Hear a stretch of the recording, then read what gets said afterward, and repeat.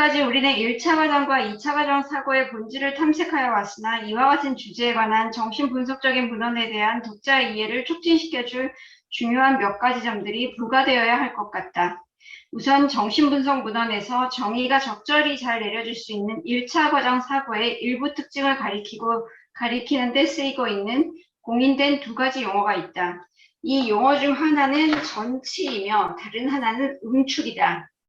전문적이고 정신분석적인 의미로 사용할 때 전치는 전체에 대한 부분의 표현 또는 그 반대의 경우를 가리키거나 일반적으로 어떤 생각이나 이미지가 연상적으로 연결되는 다른 생각이나 이미지에 의해 대치되는 것을 의미한다. 프로이트는 이와 같은 대치는 어떤 생각이나 이미지에 의해 대치되는 것을 의미한다. 프로이트는 이와 같은 대치는 어떤 생각이나 아이디어로부터 다른 생각, 아이디어로 이동되는 부착의 변동, 즉 정신적인 에너지의 방출의 그 원인이 있고 이런 부착의 변동에 따라 대치가 결정된다고 가정하였다. 그런 까닭에 그는 전치라는 말을 선택하였다. 여기서 전치되는 것은 부착이다. 덧붙여 말하면 이 용어는 1차 과정 사고와 우리가 1차 과정으로부터 부르는 1차 과정으로 부르는 조정하는 충동 에너지 사이의 특징적인 밀접한 관계를 설명한다.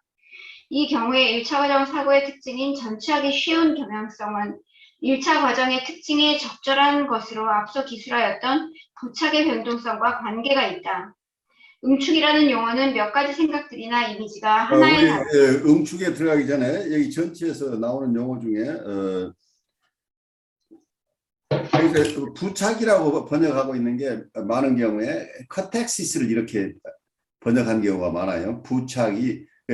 부착한다는 말을 우리가 동사로 생각해서 어디에 어떤 것이 어디에 부착된다 이런 개념으로 우리가 일반적으로 받아들이는데 여기서는 여기서 사이킥 에너지를 얘기를 해요. 멘탈 에너지나 사이킥 에너지라고 볼 수 있는 것이 커텍시스라는 말이 원래는 섹슈얼 인스팅트 하나만 가지고 설명을 할 때는 성적 에너지를 얘기했어요. 그런데 나중에 성적 에너지를 결국 커텍시스라고 한 거죠. 성적 에너지라는 게 그 심리적인 에너지, 그 당시로는 성적 에너지 중심으로 우리 마음을 다 설명을 했기 때문에 성적 에너지라고 하는 것 같으면 심리적인 에너지, 정신적 에너지, 결국은 우리의 마음을 움직이는 어떤 에너지를 얘기를 할 때 커텍시스라고 얘기를 했는데 1920년대 이후에 프로이드가 공격적인 본능을 공격적인 욕동을 성적 욕동과 함께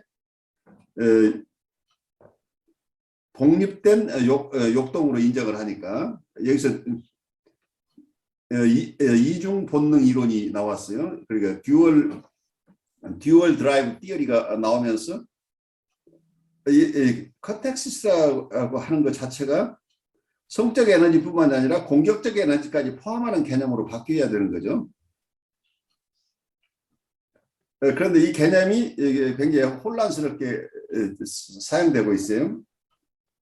그래서 우리 심리적이나 정신적인 에너지라고 하는 게 성적 에너지일 수도 있고 공격적인 에너지일 수 있다 이렇게 넓게 보시는데 실제 문헌에 나타나는 건 이걸 커텍시스라고 할 때 많은 경우에 이게 성적 에너지라는 개념으로 쓰기도 하지만 다른 문헌에서는 성적 에너지와 공격적 에너지를 포함하는 개념으로 사용한다 이렇게 보시면 좋을 것 같아요.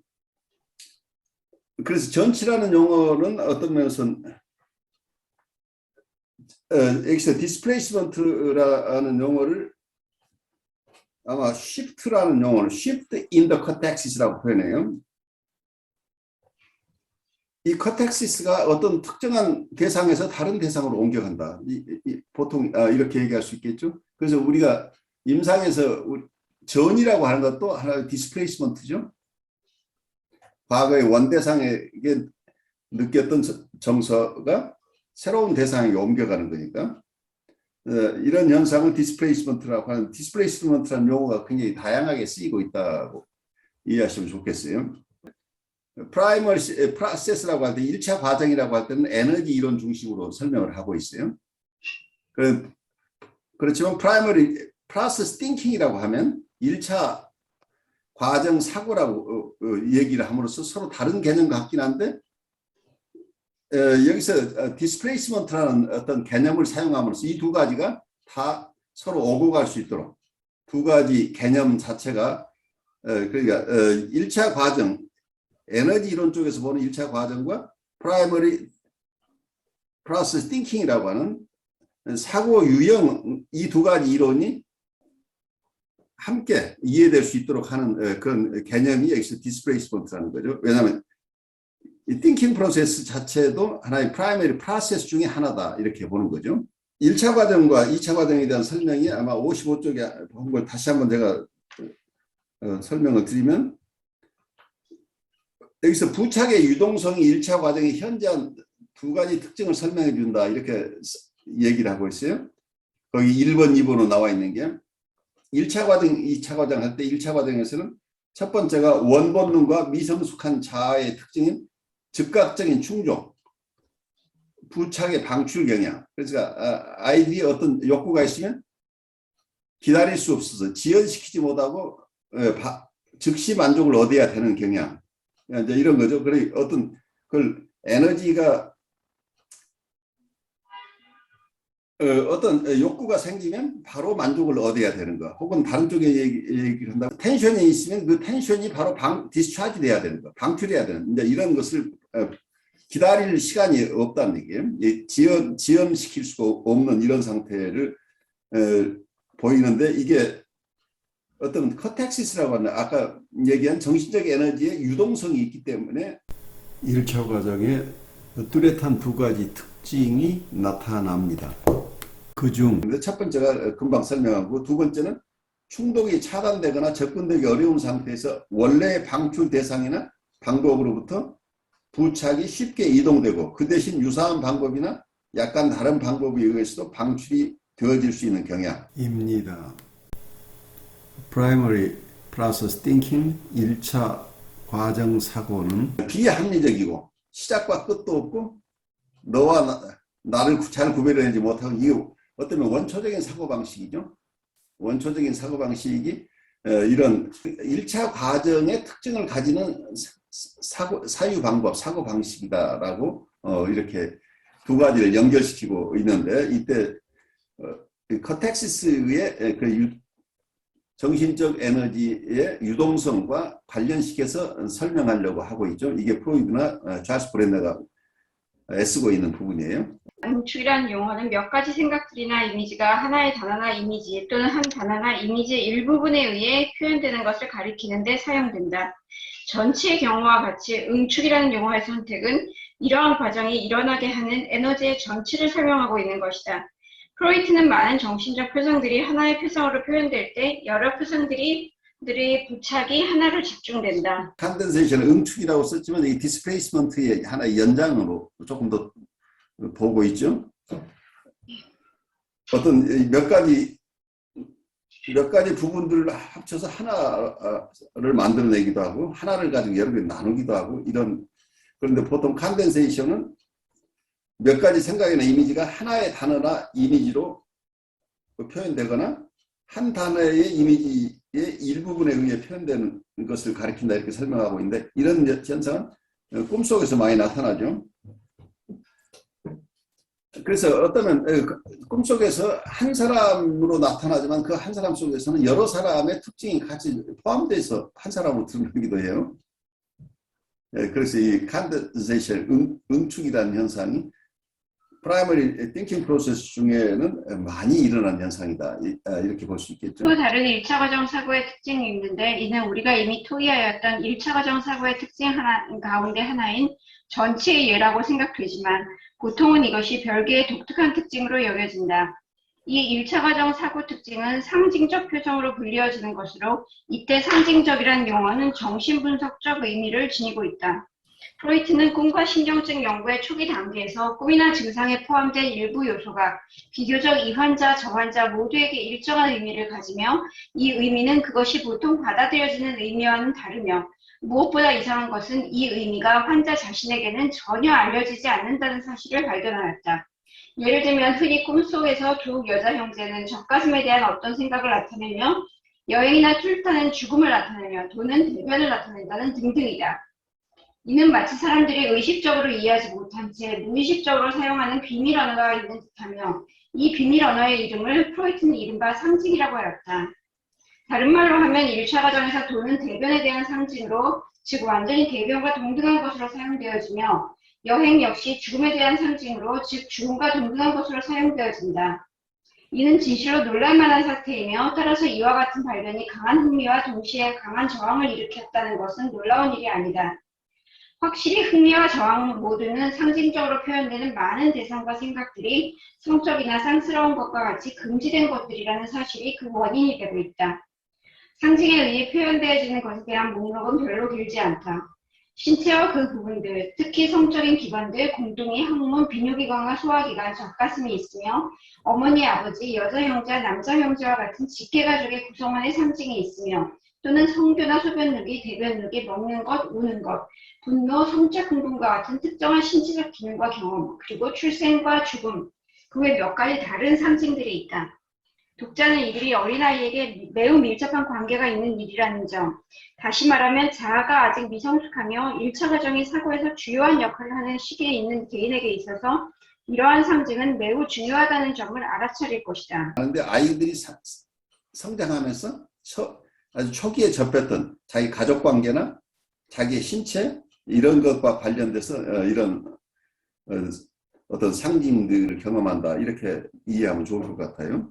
꿈에서는 대부분 1차적인 사고방식, 1차 과정 사고 혹은 1차 과정들이 대부분 일어나는 게 꿈이에요.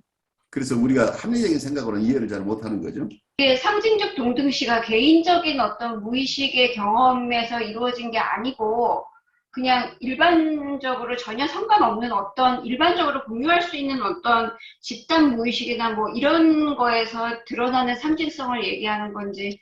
그 부분이 어떤 지금 유의 개념의 원형의 개념에 가까운 설명인데 이런 얘기를 하고 있는데 명확하진 않아요. 여기서 개인적인 경험을 바탕으로 하는 얘기도 있을 수 있고 아까 얘기한 집단 무의식의 영향을 받는 경우도 있는 것으로 보여요. 그런데 프로이드나 찰스 브레너가 이런 것을 명백하게 구별해서 설명하고 있지는 않은 것으로 보여요. 여기서 1차 과정과 2차 과정에 대한 논의를 마치고자 한다. 우리는 이제 현 본능에서부터의 자아의 분화와 그 이후의 자아 발달과 관계가 있는 충동 에너지 이론의 다른 면으로 화제를 바꾸어 보려고 한다. 충동 에너지의 중립화로 불리워지는 충동 에너지의 현상이 있다. 충동 에너지는 모두 원본능 고착과 마찬가지로 가능한 한 빨리 방출되려고 긴급하게 서두르는 중립화의 결과로 충동 에너지의 여러 과제와 소망들이 2차 과정에 따라 수행될 수 있게 되므로 자아에 유용하게 되며 자아의 처분에 따르게 된다. 중립화와 2차 과정의 성립과 작용 사이에 정확한 관계가 있다고 확신할 수는 없지만 우리는 중립화되지 않은 충동 에너지는 1차 과정과 관계가 있으며 중립화된 충동 에너지는 2차 과정과 관계가 있다고 생각한다. 우리가 알고 있는 것은 첫째, 중립화는 갑작스러운 변화라기보다는 점진적이라는 것. 둘째, 자아 기능을 유용하게 만들어주는 에너지는 자아에게 필요 불가결한 것이라는 점이다. 그러한 에너지 없이는 자아는 적절하게 기능할 수 없다. 중립화가 점진적이라고 말할 때 의미하는 것은 조금씩 긴 시간 동안에 일어나는 변동이라는 것이다. 자아 발달과 관련되는 다른 변화와 마찬가지로 이는 점진적으로 일어나며 앞서 말한 바와 같이 이와 같은 중요한 역할을 기여하는 자아의 성장에 병행되는 변화이다. 여기서 중립화된 에너지를 정의해보면 가장 간단하면서도 종합적인 정의는 성적이거나 공격적인 원래의 성질이 눈에 띄일 정도로 변화된 에너지이다. 여기서 우리는 이와 같은 충동 에너지의 변질 개념이 성적 충동만이 유일한 본능적 충동으로 인정되던 시기에 프로이트에 의해 최초로 소개되었음을 언급하여야 하겠다. 따라서 프로이드는 우리가 지금 검토하고 있는 과정을 논의하면서 이것을 탈성욕화라고 하였다. 최근에는 짝 용어로 탈공격화라는 단어가 소개되었지만 간단하게 또한 발음의 편의상 성적인 에너지든 공격적인 에너지든 간에 단순히 중립화라고 말하는 것이 좋을 것 같다. 중립화라는 용어가 의미하는 것은 원래는 부착의 방출을 통하여 충동에 충족을 취하던 개인의 활동이 그렇게 하는 것을 멈추고 자아의 지배를 받아 어떤 경우라도 심지어는 원래 본능적인 형태와 유사한 경우라 할지라도 충족이나 부착 방출에 대한 욕구와는 거의 또는 완전히 무관하게 된다는 것이다. 아마도 다음의 예가 이해를 도울 것이다. 일반적으로 미성숙한 자아의 활동들이 그러하듯이 말하려는 어린이의 최초의 시도는 여러 충동 부착 방출을 일으키게 된다. 말을 할 때 어린아이의 어떤 에너지가 방출되는가를 충분하고 정확하게 알아낸다는 것은 어렵거나 또는 불가능하지만, 그러나 다음과 같은 에너지 방출에 대하여 우리는 동의할 것이다. 어린이가 말할 때 정서의 표현, 어른이나 나이 많은 형제와의 동일시, 어른과 게임을 하고 관심을 끄는 충동 에너지가 방출된다는 것이다. 그러나 우리는 다음과 같은 점에도 동의할 것이다. 언어 사용이 이와 같은 충족과는 거의 무관하게 된 시기에 처음에 있었던 그러한 직접적인 충족이 없더라도 사고의 전달에 언어 사용이 유용하다는 것이다. 다시 말하자면 원래 충동 에너지였던 것이 중립화되고 난 다음에는 자아의 지배를 받게 된다. 우리가 말하는 것과 같은 이러한 활동과 충동, 충족 사이의 관계가 어릴 때는 정상적이라는 점을 강조하려고 한다. 충동 에너지의 개입 없이는 언어의 획득이 심각하게 방해받게 될 것이다. 이와 같은 사실은 위축된 정신증적 아동의 한부층의 임상 예에서 볼 수 있는데, 이러한 아동들은 타인과 만족스러운 관계를 갖지 못하며 치료되는 과정에서 점차 이와 같은 관계를 다시 갖기 시작하거나 또는 처음 갖기 시작하면서 그들의 언어는 회복되거나 처음으로 발달된다. 반면에 만약 충동 에너지가 충분히 중립화되지 않거나 또는 성인기의 중립화가 취소된다면 말하는 것 또는 자아에 유용한 중립적 에너지가 다시 본능화되어 이제까지 내적인 갈등과 상관없이 개인에게 유용한 자아 기능이었던 것을 신경증적 갈등이 방해한다. 이와 같은 본능화의 결과의 사례는 아동기의 말도듬, 부적절한 중립화와 히스테리성 무성음증, 재본능화에서 보여진다. 우리는 여기서 재본능화는 퇴행현상의 한 요소로서 제2장에서 이미 언급되었고 제4장에서 다시 논의될 것이라는 점을 추가한다. 자아기능 실행을 위해 중립화된 에너지가 자아의 의도대로 사용된다는 개념은 최소한 초기 아동기를 지난 후에는 이와 같은 자아의 작용이 충동의 변화에 의해 또는 충동들로부터 선동되는 정신적인 갈등에 의해 보통 동요되지 않는다는 의미에서 자아의 작용이 자동적이라는 사실과 부합된다. 이러한 자아의 자동성은 절대적인 것이 아니라 상대적이며 앞서 우리가 말한 바와 같이 정신증적 상태에서는 자아의 지배를 받는 에너지가 다시 본능화되고 충동들로부터 일어나는 소망들에 의해 또는 이와 같은 욕구들 사이의 갈등에 의해 기능 그 자체가 영향받게 되거나 또는 지배를 받게 된다. 여기서 우리 뉴트럴라이제이션이라는 개념이 나왔는데 역동이 드라이브 티어리 중에 굉장히 중요한 부분 중에 하나예요. 뉴트럴라이제이션 개념은 프로이드도 썼었고 그리고 하트만도 썼었는데 프로이드가 썼을 때는 서블리메이션, 승화에 가까운 개념으로 썼어요. 초기에는. 그러니까 뉴트럴라이제이션 자체를 에임 이니비션이라고 하는 개념, 에임이 우리 역동에서는 우리가 드라이브라고 여기서는 충동이라고 표현하고 있는데 역동은 신체로부터 어떤 충동이 자극이 오는데 신체로부터 발현하는데 어떤 대상을 향해서 아브젝트를 향해서 어떤 무엇인가를 얻고 싶은 거, 만족을 얻고 싶은 에임이 있다는 거예요. 그 에임을 따라서 어떤 자기 안에 어떤 에너지가 있으니까 프레셔가 있다는 거예요. 그러니까 역동 개념을 만들면서 신체에서 발현한다는 소스를 하나 하고 또 하나는 어떤 대상과 관련한다는 아브젝트가 필요하고 그리고 아브젝트하고 관련해서 자기가 어떤 욕구가 있다는 목적, 에임이라고 하는 것은 그러니까 성적 욕동이나 공격적 욕동이라고 할 때 다양한 모습의 어떤 성적인 혹은 이라틱한 목적이 있거나 또는 어떤 공격적인 혹은 파괴적인 이런 에임이 있다는 얘기죠. 그런 목적을 달성할 수 있는 힘이 실려 있는 거죠. 이게 드라이브라고 하면. 그래서 그 프레셔가 있다는 얘기예요. 이런 개념인데 뉴트럴라이제이션이라고 하는 것은 여기서 가장 중요한 게 A, 목적을 이루는 것. 뭔가 대상과 관련해서 어떤 자기가 얻고 싶은 누구를 공격하고 싶은 생각도 있고 어떤 성적 관계를 맺고 싶은 경우도 있겠지요. 어떤 일화티간 성애적인 만족을 얻고 싶은 욕구 혹은 공격적인 욕구가 있는데 이 에임 자체가 금지된 결과로서 승화의 한 형태를 이루게 된다는 개념을 쓰고 있습니다. 에너지가 있는데 성적인 목적이나 공격적인 목적이 제거되면 이 에너지만 남죠. 그래서 에너지를 좋은 목적으로 쓸 수 있게 된다. 이게 뉴트럴라이제이션이라는 개념을 썼어요. 중화라는 개념이죠. 그리고 하트만이 이 이론을 굉장히 철저하게 사용을 했는데, 하트만은 프로세스 중심으로 설명을 해요. 하트만은 성애적이거나 공격적인 충동들이 이러한 충동적 어떤 본능적인 성격을 잃어버린다는. 그래서 이 설명이 서로 약간 중첩되지만 여기서는 아까 프로이드가 설명하는 서블리메이션이라는 쪽에서 설명을 하고 있어요. 우리가 어떤 좋은 목적으로 우리 에너지를 사용하는 거죠. 우리가 가지고 있는 본능적인 욕동에 포함되어 있는 어떤 에너지, 여기서 에너지라고 하면 아까 카타르시스라고 얘기를 할 수 있겠죠. 우리 심적인 에너지를, 정신적인 에너지를 좋은 목적으로 사용하는 걸 서블리메이션이라고 하는데 그 중에 하나가 여기서 얘기하는 중립하다. 이제 이렇게 설명을 하고 있는데, 여기서 두 번째 설명을 하고 있는 하트만은 어쨌든 굉장히 절차적 어떤 과정적인 측면, 프로세스 중심으로 성애적이거나 공격적인 충동들이 그런 본능성, 어떤 이런 충동성을 상실하는 것. 그래서 에너지만 남는 이 과정을 뉴트럴라이제이션이라는 개념을 썼어요.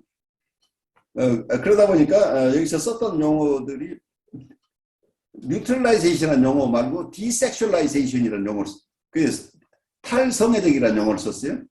그리고 에임이 사라졌죠. 프로이드는 아까 얘기대로 어떤 그 목적을 금지하는 것. 그럼으로써 이게 본래 사용되려고 하던 그 목적이 금지되는 측면에서 뉴트럴라이제이션, 중립화라는 용어를 썼는데, 여기 하트만은 이런 중립화 절차를 통해서 원래 있었던 성애적인 것이거나 공격적인 성질 자체가 이 드라이브로부터 없어져 나간다. 그게 사라지는 과정을 뉴트럴라이제이션이라고 했다. 그래서 중점이 조금 다 달리 얘기를 하고 있는데 같은 현상을 설명하고 있는 것일 수 있겠죠. 그래서 그 얘기를 조금 더 알아듣기 쉽게 뉴트럴라이제이션이라는 말을 사람들이 잘 못 알아들으니까 쉽게 알아듣도록 하는 것은 디섹슈얼라이제이션이라는, 원래 성애적인 것인데 이 성애적인 것을 없애버린다는 이 절차를 통해서 성애적인 목적 자체를 사라지게 하는 것이 디섹슈얼라이제이션이죠. 그 탈성애화라는 용어를 썼어요. 그런데 프로이드 이론이 바뀌니까 성애적인 것뿐만 아니라 공격적인 욕동도 있는데 이걸 어떻게 할 거냐. 그래서 어그레션 대신에 디어그레시비제이션이라는 용어를 만들었어요. 그래서 탈공격화라는 말이 디어그레시비제이션이라는데 이 용어 자체가 발음하기도 굉장히 힘들고 사람들이 쉽게 쓰기가 굉장히 어렵다는 얘기예요. 그래서 이런 말, 너무 생소한 말을 만들어서 디섹슈얼라이제이션하고 탈성애화라는 말과 같이 쓸 수 있는 그 하나의 짝을 이뤄서 디어그레시비제이션이라는 탈공격화라는 이 용어 두 가지를 쓰려고 하트만이 제안을 했는데, 이 찰스 브렌넌은 너무 그렇게 하지 말고 이거 뉴트럴라이제이션이라는 용어 하나로 쓰면 어떻겠느냐, 그냥 단순히 중립화로 가는 게 좋을 것 같다는 의견을 제시하고 있죠. 중립화, 에너지의 중립화 이론인데, 원래의 이 욕동의 에임 자체는 어그레션이나 섹슈얼리티죠.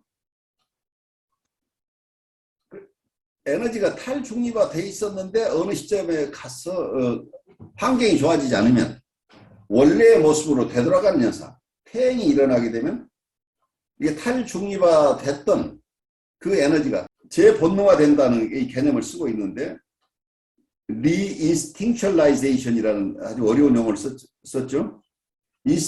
인스팅트라는 본능인데 인스팅츄얼라이즈라고 한다. 본능화한다는 얘기인데 리인스팅츄얼라이제이션이라고 하는 것은 재본능화한다 이런 개념을 썼죠. 그리고 원래 가지고 있었던 성애적이거나 공격적인 그런 성질을 다시 되찾는 경우가 발생한다는 얘기. 중립화를 통해서 이고 스스로가 자유스럽게 쓸 수 있는 에너지가 다시 어떤 재본능화 된다면 이건 성애적이나 공격적인 원래의 모습으로 이 에너지가 사용되기 때문에 이고가 자유스럽게 쓸 수 있는 에너지가 사라졌다는 얘기죠. 그만큼 그러니까 이고가 취약해지는 거죠. 이렇게 되면 이 얘기 속에서 보면 이게 본능 이론이 원래 프로이드가 봤던 것은 이드의 세계에서부터 이고가 생겨난다고 봤었죠. 이드의 세계는 인스팅트의 세계로부터 오는 것들이죠. 본능으로부터. 원래 이고는 에너지가 없다고 봤어요. 프로이드 생각에. 그러니까 원래는 에너지가 없는데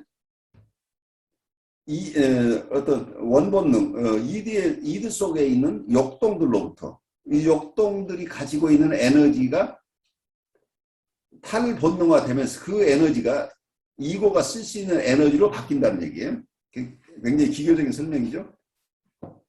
그러니까 말하자면 지금 각 주마다 방위군이 있어요.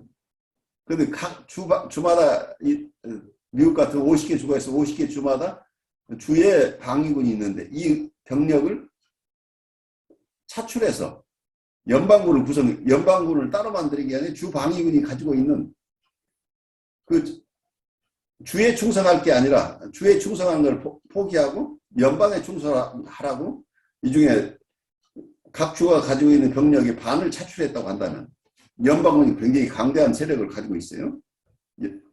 연방군이 이게 말하자면 중립화죠. 원래는 각 주에 충성해야 될 이 병력을 연방의 목적에 사용할 수 있도록 그 주에 필요한데 사용하는 게 아니고 연방을 위한 해외에서 무슨 전쟁을 하거나 해외에서의 침입에 대비해서 그런 목적으로 이 병력이 사용되는 거죠. 근데 원래는 이게 지방에서 왔어요. 지방 군대였는데 그런데 어느 순간 정정이 불안해지면 어떻게 돼요? 정정이 불안해지면 연방군으로서 기능하는 게 아니고 우리 주가 지금 위급한 상황이 됐어요. 이 주와 저 주 간에 지금 분쟁이 생겨가지고 서로 전쟁을 할 상황이 되면 연방군에 편입돼 있었던 이 군대 중에 일부가 원래 지방군으로 원래 주 방위군으로 복귀해버리는 사태가 발생한다. 그럼 연방군이 일정 부분 위축되고 원래 지방이 주 방위군으로서의 성격으로 되돌아가 버리니까 이 재역동화가 된다는 얘기 말하자면 원래 그 주에서 추구하는 그 목적을 위해서 이 주 방위군이 사용되는 거죠. 그러니까 주의 권한 하에서 움직여지는데 이제 연방의 말을 안 듣게 된다는 얘기잖아요. 연방군으로서의 기능이 상실돼 버리는 거죠. 이제 이런 현상이 일어난다. 그러니까 퇴행이 일어난다. 그러니까 정신적으로 건강하게 이고가 에너지가 많아야 우리가 이런저런 다양한 활동을 할 거 아니에요. 그런데 원래 성애적이나 공격적인 데서 이 에너지가 나왔는데 상황에 따라서는 이게 다시 재성애화되거나 다시 공격성을 띠는 성격으로 가버린다는 얘기죠. 그런데 이런 경우에 그러면 이고가 사용할 수 있는 에너지량이 감소하게 되니까 이고는 취약하게 된다는 거예요.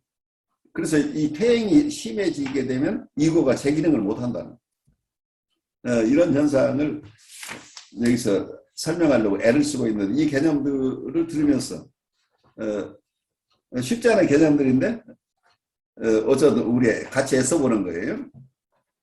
이두의 입장에서 그 어떤 목표, 어떤 충족시키고자 하는 그렇죠.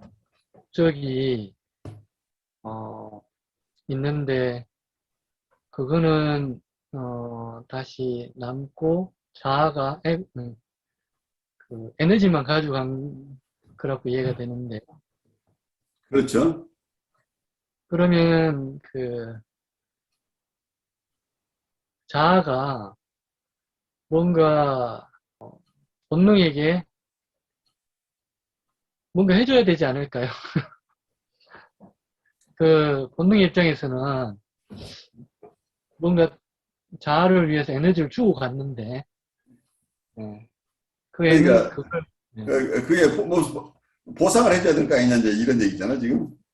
예, 예. 그렇지 그래. 않으면 그 에너지를 준 입장에서는 자기가 목표가 달성이 안 되니까. 그러니까 제 같은 의문은 충족이 안 됐는데 가만히 있겠냐는 거죠. 그게 바로 이제 여기서 아까 얘기한 뉴트럴라이제이션을 설명하면서 프로이드가 받은 서블리메이션하고 연결시켜서 설명하고 승화시킨다. 예, 그러니까 이드한테 명분을 주는 거지. 야, 너 참 좋은 일을 위해서 지금 네가 이렇게 좋은 일을 하는 거야. 다른 사람을 위해서 그 에너지를 쓰고 그 사회를 위해서 큰 일을 하는 거야. 라고 함으로써 이 이드를 달래는 거죠. 말하자면. 이드가 자기 하고 싶은 대로 하지 않고 그 에너지를 이고가 쓸 수 있도록 그냥 포기하도록 하는데 거기에서 명분은 이게 다 좋은 거야. 너를 위해서 좋은 거야. 우리 집안을 위해서 좋은 거야. 이제 이렇게 되는 거죠. 그래서 이 개념이 쉽지 않은 개념이에요. 그래서 이 책을 쓴 찰스 브레나가 나중에 가서 이고, 이드, 슈퍼 이고 이 개념 자체가 너무 아티피셜하니까 이 개념 쓰지 말자고 얘기를 한 게 이것 때문일 수도 있어요. 그 설득력이 있는 것 같지만 굉장히 아티피셜한 설명일 것처럼 들리잖아요. 네, 되게 논리적인데, 굉장히 논리적이죠. 특히 하트만은 굉장히 논리적인 사람이에요. 논리적이라서, 예, 이렇게만 되면 좋을 것 같은데, 문제는 이제, 이런 대로 현상이 일어나느냐. 그러면 어떻게, 핵심은 그런 것 같아요. 어떻게 본능에게 돌려보내고 에너지만 받을 수 있는 그 자아의 능력은 어떻게 키울 것인가. 이런 점이 되게 중요한 것 같고, 뭐 그것만 되면 아무런 문제가 없을 것 같은 느낌이다. 그러니까 그렇게 되면 원본능이 가진 것도 에너지 다 가지고 자아가 마음대로 쓴다고 이렇게 되는데 이제 여기에서 어려운 부분이 어떻게 보면 이 이드라고 하는 것 속에서 에너지는 우리의 어떤 트루 셀프를 포함하고 있을 가능성이 있잖아요. 원래 타고난 것들인데 이 타고난 것이 뭔가 이루고자 하는 그런 욕동들이 있는데 그것을 이거 어쩌면 프로이드의 이론은 개인의 발달을 위한 이론이라기보다 사회를 안전하게 지키는 이론으로 볼 견해들이 꽤 있어요. 그러니까 우리의 문명 세계를 보호하기 위해서 개인을 희생시키는 이론이라고 볼 수 있는 부분이죠. 너 하고 싶은 거 다 하면 이 사회가 되는 게 없어. 그러니까 너 이거 하면 안 돼. 그 에너지는 내가 갖다 쓸게. 이제 이렇게 되는 거라는 얘기. 이고가. 근데 이게 너무 심하게 박탈이 되면 결국은 반란이 일어나는 게 리인스팅츄얼라이제이션이라고 해요. 재본능화가 일어나는. 당신한테 빌려줬던 병력 내가 다시 주세요. 아니 주세요가 아니라 그냥 뺏어 가서 다시 원래 자기 하고 싶은 대로 본능적인 행동을 하게 된다는 얘기 결국은. 그 개념으로서는 이렇게 잡아내는데 실제로는 인간 발달을 그런 개념으로 얼마나 잘 도울 수 있겠느냐 하는 측면이 쉽지 않죠. 저는 이거 김종원 선생님이 얘기하신 거랑 다른 얘기일 것 같은데요. 네. 아까 그 중립화와 탈공격화 이 얘기를 들으면서 사실 이렇게 예술하는 사람들의 어떤 그 승화라 그러면은 대표적인 어떤 예술 활동 같은 게 막 떠오르잖아요. 그렇죠. 예. 예, 근데 그거는 중립화와 탈공격화와 거의 안 어울리는 단어 같이 느껴진단 말이에요. 승화와 중립화를 같은 단어로 한다는 게 굉장히 이 시대의 그 이상적인 거지, 지금 생각하면은 그 승화의 개념이 그거랑 맞지 않는 듯이 느껴진단 말이에요, 저는. 지금 얘기하신 것처럼 아마도 생각하기에 그 프로이드 시대에 네. 그 정신병을 다스리고 이것을 사회를 아주 그냥 안정적으로 만드는데 필요한 것이었을 뿐이지 중립화나 탈공격화가 그렇죠. 승화의 어떤 올바른 개념으로서 이 단어를 쓰면은 매치가 안 되는 느낌이 든단 말이에요. 승화는 그 아주 에너지가 많은 거의 좋은 형태를 얘기하는 것이지 그렇죠. 잘 모르겠어요. 아니, 좋아요. 그런데 지금 보통 그래 예술 활동을 한다고 할 때 그것이 승화라고 보이는 것인지 아니면 계속 본능 활동으로 보자면 인스팅추얼 액티비티 혹은 여기서 얘기하는 그거 자체가 오히려 욕동에 만족을 얻는 것인지 승화라는 개념으로 볼 수 있는지가 그게 경우에 따라 다를 수 있겠죠. 정말 승화라고 느껴지는 경우도 있고 그렇지 않고 자기의 욕동을 그냥 마음대로 표현하는 형식일 수도 있죠. 그래서 거기서 욕동에 만족을 얻는 경우도 있을 수 있잖아요.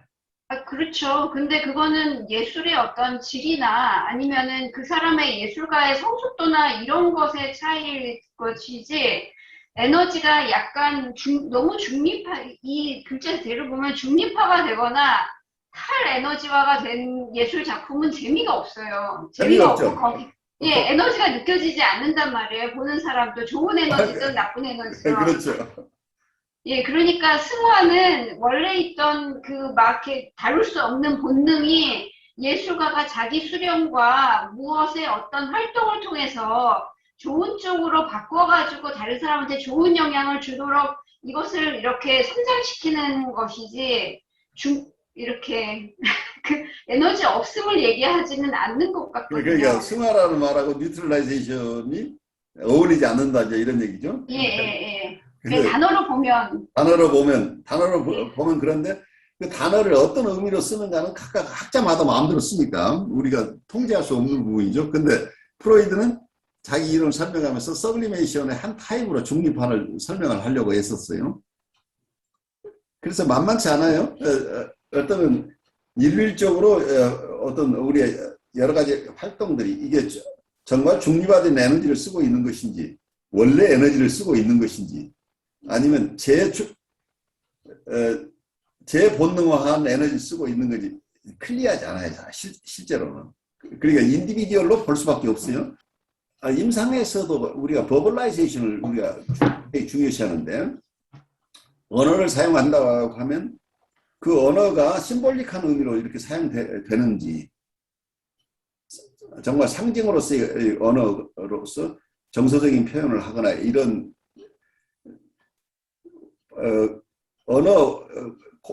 본래의 언어 기능으로서 하는 건지 아니면 아까처럼 상징적인 동등시로 사용하는 경우도 생긴다. 원초적으로.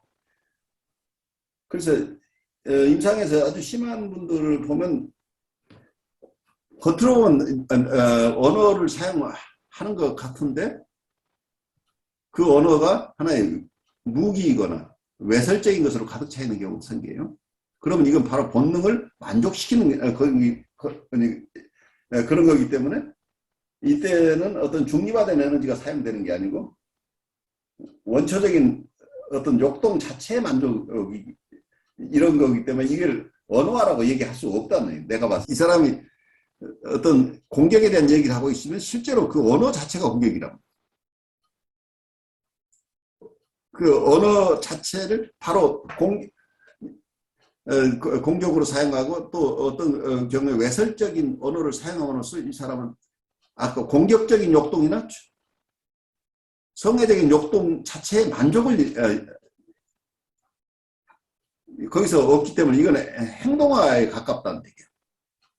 그런 점에서 이게 쉽지가 않아요. 이론적으로는 아주 말끔한 것 같은데 실제 임상에서 보면 이게 이분이 본래 욕동에 부착되어 있는 그냥 욕동이 가지고 있는 에임을 계속 지금 추구하고 있는 것인지 그 에임이 승화돼서 그리고 본래 의미에서 상징으로 언어를 잘 사용하고 있는 거지. 그래서 자기의 정서를 표현하고 있는 것인지 정서를 표현한다고 한다면 그거 자체가 어떤 통찰로 이어질 수 있는 거죠. 자기 생각이나 정서를 표현하게 되면 이게 자기의 통찰로 이어져서 많은 도움을 얻을 수 있는데, 그렇지 않고 이거 자체가 로하게 원래의 그 언어 자체가 하나의 웨폰으로 사용되거나 하나의 그 언어로 표현하고 있는 그 내용물과 동등시 돼서 성적인 얘기를 하게 되면 그것 자체가 언어 자체가 그 표상하고 있는 것하고 구별되는 게 아닌 상징이 아니고 상징적 동등시 개념에 가깝게 언어를 사용하게 되면 그 언어를 사용하는데 실제로는 많은 경우 임상에서 상담자가 학대받는 것을 학대로 경험을 하는데 그 학대로 자각을 하지 못하는 이게 언어화한다고 생각을 하는데 사실 이 사람은 거기서 역동 충족을 일으키고 있어서 이것을 잘 분별하는 것가 쉽지 않은 것으로 보여요. 그래서 많은 사람들이 모든 얘기할 수 있도록 도와준다고 하는 개념만 가지고는 안 되는 거예요. 상담자가 자기를 보호할 능력이 없으면 오히려 굉장히 거기서 어뷰스가 일어날 가능성이 있는 거죠. 한 사람은 여기 와서 자기 역동 충족을 하고 있어서 계속 오지만 치료가 일어나는 게 아니고 여기서 자기 가장 역동 충족을 잘하는 장소가 되어버리는 거죠. 근데 이런 상황이 되면 치료하고 상관없는 일들이 일어날 수 있다는 거예요.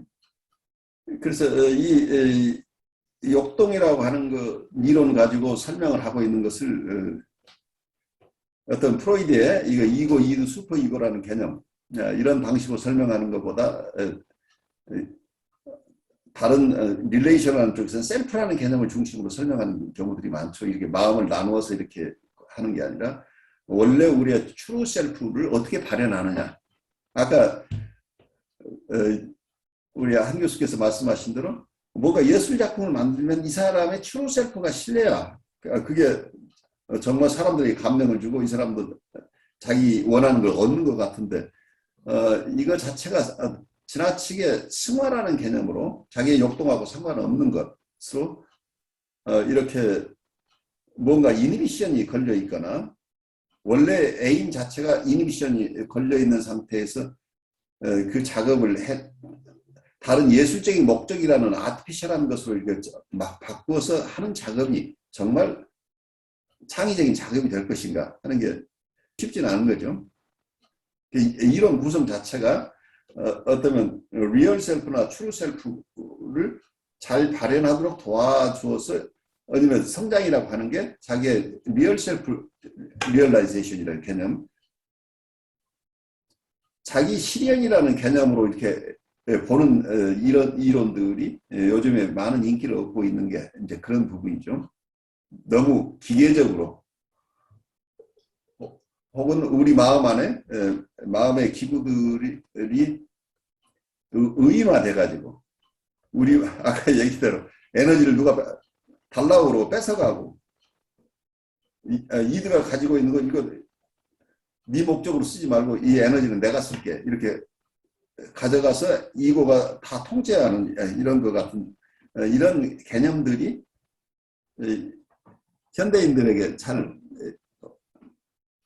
어필하기는 어려운 개념이 아닌가 싶기도 해요.